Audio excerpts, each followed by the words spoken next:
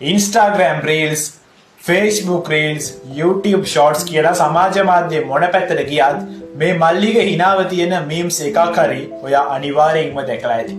හැබැයි කවුද මේ? මෙයා කොහමද එක රැයකින් මේ තරම් ප්‍රසිද්ධ වුනේ? මේ හිනාව පිටිපස්සේ තියෙන ඇත්තම කතාව ඔයාලා දන්නවද? ගොඩක් දෙනෙක් හිතාගෙන ඉන්නේ මෙයා තමිල්නාඩුවේ නැත්නම් කර්ණාටකයේ කෙනෙක් කියලා. හැබැයි ඒක වැරදි. මෙයාගේ නම අරුන් කුමාර්, පදිංචිය ඉන්දියාවේ තෙලංගානා ප්‍රාන්තයේ.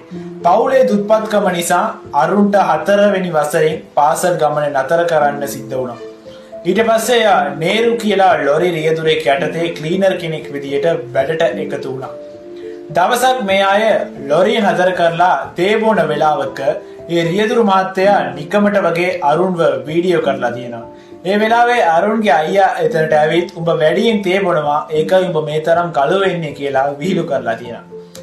ඒක අහලා අරුන් ලැජ්ජාවෙන් hina වුණේ. ඒ තප්පර ගානේ වීඩියෝ එක තමයි අද මුළු ලෝකෙම හොල්ලන මීම් එකක් වෙලා තියෙන්නේ. මේ වීඩියෝ එක වෛරල් වුණාට පස්සේ ඒ රියදුරු මහත්තයා අරුන්ව නැවත පාසල යවලා විභාග කරන්නත් උදව් කරලා තියෙනවා. අද අරුන් මිලියන ගාණක් රසිකයන්ගේ ආදරේ දිනාගත් මීම් බොයි කෙනෙක්. මේ කතාවෙන් අපිට ගන්න තියෙන ආදර්ශය තමයි දුප්පත්කමට කවදාවත් ඔයාගේ දක්ෂතාවය හෝ ඔයාගේ හිනාව හංගන්න බෑ.